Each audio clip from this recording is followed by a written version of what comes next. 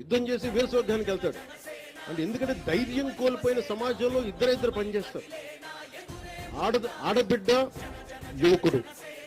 గత ఎన్నికల్లో మీరు ఏం చేసి చూపించారంటే ఇంక ఎప్పటికీ ప్రజాస్వామ్యం ఆంధ్రప్రదేశ్లో ఉండదు, ఎప్పటికీ గత ప్రభుత్వం ఉండేలాగా 30 ఏళ్ళు ఉంటుంది అనుకున్న సమయంలో 151 అసెంబ్లీలు, దాదాపు 20 పైగా 30 పైగా మనకి రాజ్యసభ పార్లమెంట్ సభ్యులు ఉన్నది 11 మంది సభ్యులకి తీసుకొచ్చారు, 4 ఎంపీలకి పట్టుకొచ్చారంటే ఇది మీ సంకల్ప బలం. మాలాంటి పోరాటం చేసిండొచ్చు, చంద్రబాబు గారు లాంటి అనుభవజ్ఞులు రోడ్ల మీదకి వచ్చి పోరాటాలు చేసిండొచ్చు. కానీ మా లాంటి వాళ్ళందరికి కూడా మీరు వెనక రాకపోతే, యువత మహిళా శక్తి లోపల ఉండి ఇది మారాలని మీరు అనుకోకపోతే ఇంత అపూర్వమైన 164 అసెంబ్లీలు మేము గెలిచే వాళ్ళం కాదు మీరు అనుకోకపోతే.